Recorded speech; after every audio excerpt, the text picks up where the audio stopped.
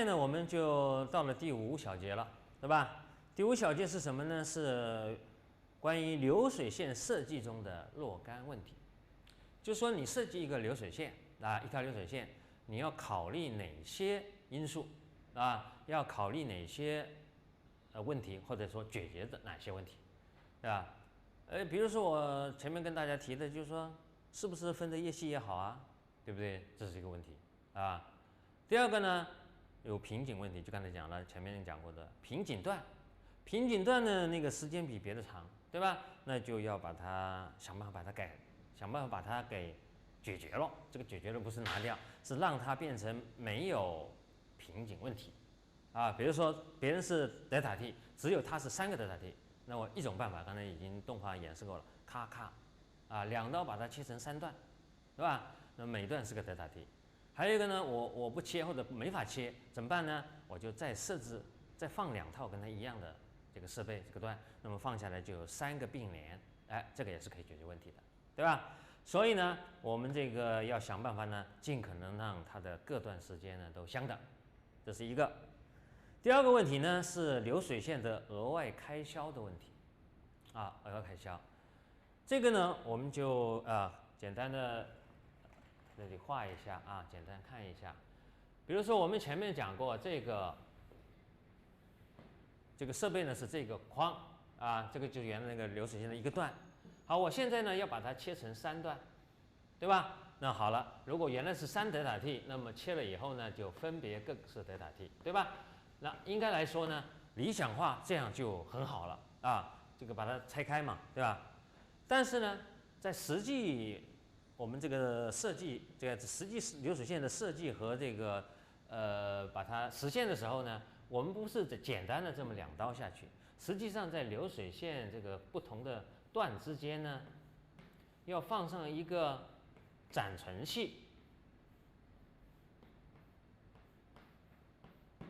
啊。那么这个前面的一般也需要有一个暂存器啊，就是说把它切开啊，分段，分成更细的段，没错。但是呢，这边就要给它放上3个流水寄存器啊，用来把它们隔离了。你不隔离的话，这个大家知道，这个电路的信号是从这里输出进来以后，哗往前跑，只要线路连接，它就往前跑，对不对？所以这里就会跑乱了。你把它分成3段，怎么来掐成3段呢？所以就是要用一个寄存器啊，一个暂存器来把它隔离啊，它叫锁存器吧啊，就叫流水寄存器，把它隔离，这边把它隔离。那么这个流水寄存器呢，它的往这里这个数据往这里送，往这个寄存器里打入呢，是有一个统一的这个脉冲有一个 CP 脉冲信号来控制的。所以呢，比如说我打了1拍以后，你们就往前跑，即使跑到它的入口啊，跑到下一段的入口了，也不给你送进去啊，因为我这个控制时钟让它没有来的话，你是在这里等待的，等到大家都跑到这个，他跑到这里，他跑到这里，对吧？那他跑到下面的地方，到这个入口处准备好了以后 ，OK， 我就来 CP 一个脉冲，把大家全部打进去，就相当于你的数据算了以后呢，往前走了一步，再经过运算，下面再走一步，就是这样一拍一拍的往前走啊。所以这里呢，我想跟大家讲的一个重点是什么呢？就是这个东西啊，这个东西就这个流水寄存器，它会增加开销，就是说打入和通过它是要花时间的。所以呢，这个就不这么简单的了。所以你要这样分了以后呢，就变成了德塔 T 加上不是德塔 T 加上一个呢，这里假设有一定开销的话，那么就是要加上一个，比如说这个 T 那么后面呢又是德塔 T， 然后加上 T， 对吧？加上德塔 T， 所以它的通过时间大家注意看一下。那么前面如果有一个的话呢，就相当于有3个额外的开销，这3个 T 是额外加上来了，是因为你把它分段以后所带来的所以这个呢大家要注意。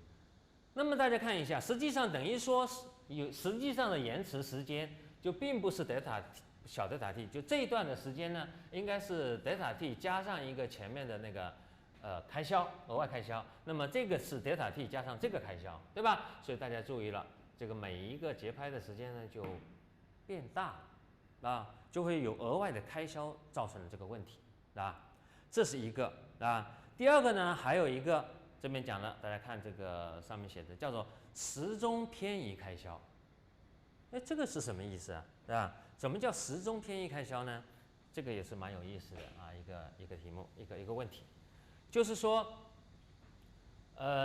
我刚才讲了，所有这些流水计算器的控制是由统一的脉冲来控制的，对吧？那么我们就希望呢，这个脉冲是同时达到这3个地方。但是大家知道，看这个路径我画的，实际上它是最近，对吧？它过来呢远了一点，再过来呢又远了一点，所以它的路径是不一样的。那么比如说吧，跟它相比，它要多走呢这一段路，所以多走这一段路，大家知道光信号不是光信号，这个电信号走的是很快的，是吧？是每秒30万公里吧，对吧？所以应该是很快。但是对于我们这种高速的计算机来说，这样一个增加的这个额外的时间会带来问题啊。所以呢，就是说这个 CP 啊送到各个这个计算器的那个控制端的这个长短的路径不一样啊，那么这个问题就会产生误差，这个误差就会造成额外的开销啊。那么怎么做到？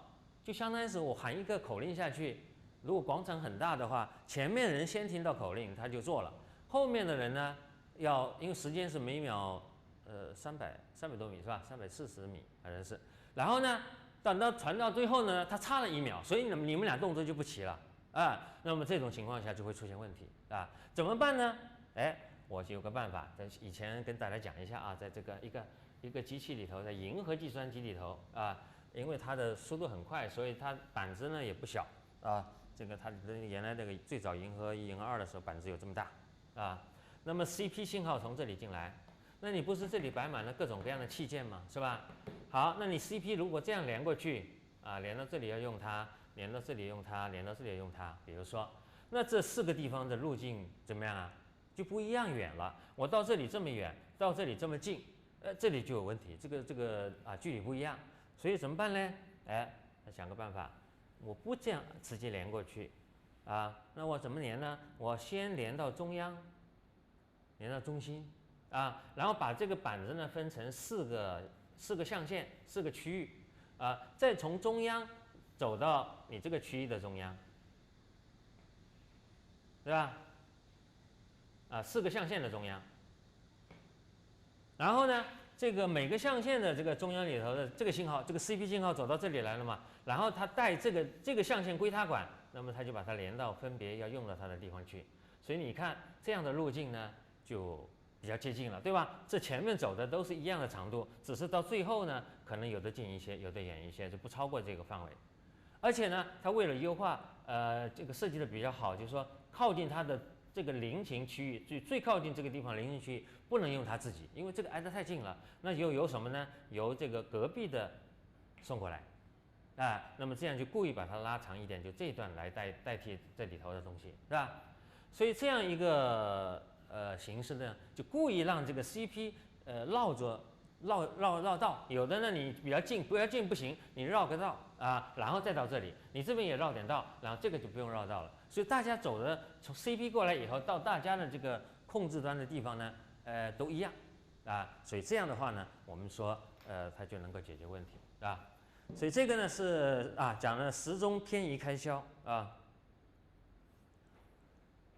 那么我们具体来看这边啊，就是说流水寄存器。就这个流水计算器，刚才讲了，需要要延迟，什么延迟呢？在准备要有一些准备时间，叫建立时间。然后呢，这个脉冲打了以后，并不是马上就能到出口的，这里有一点延迟时间啊，这个叫传输延迟啊，所以这2个时间要考虑的。还有呢，就刚才讲了这个时钟的这个偏移开销啊。因此呢，在刚才讲的这种情况下，这个额外的开销使得我们就不能够。这个流水线就是不断的往下，就无穷的往下切，就细分了。因为你细分了以后会增加一个开销进来，对吧？那么这个 T 是没有用的开销，这个德塔 T 才是有用的。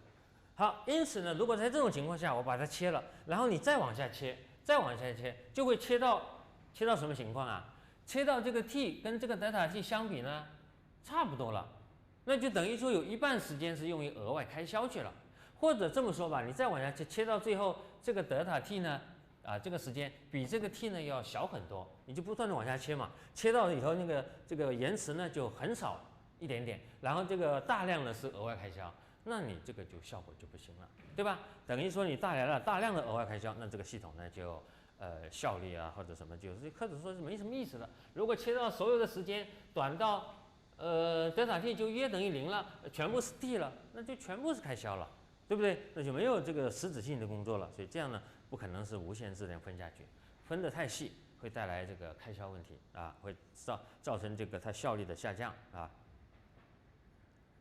好，那么这边有几个问题跟大家总结一下啊，几点啊，有几点了。第一个，流水线并不能够减少单条指令的执行时间，但是却能够提高吞吐力，对吧？就是你处理一个任务，它总时间并没有减少。按我们刚才这种说法的话，流水线以后它会采用流水线以后，它要增加这个额外的开销，对吧？那么这个是会使得一条指令送进去处理到出来，比这个不是流水线呢，它反而要长，它要把开销都加上去，对不对？它变长了，但是呢，它的吞吐力提高了啊，所以你在出口处看的话呢，它会不断的提高啊，它会不断的流出来这些数据，对吧？第二个的话呢，就是增加流水线的深度啊，可以提高这个流水线的性能，这个是没错的啊。当然了，有一个前提，就是这个段数不是特别多的情况下，是吧？第三点，流水线的深度受限于什么呢？就受限于流水线的额外开销，就我们刚才讲的这个额外开销啊。因此它会受到限制的。当时钟周期小到与额外开销相同，你不用说它相同了，就差不多相同，接近于它的时候，流水已经没有意义了。为什么呢？因为在这个时钟周期里头，已经没有时间来做有用的事情，都是开销了。就说你如果德塔 t 很小，而这个 t 相对它来说约等于0，那么你的所有的时间都花在这个开销上啊，你全部是用开销，这个约等于0了，做有用的事情呢，这个时间几乎没有了，所以这个呢意思就意思不大了啊，这样就是受到限制了啊，所以这是一个几个问题。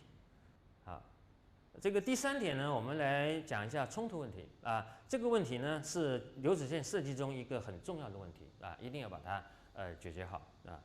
因时间关系呢，我们就下一节课再讲，好吧？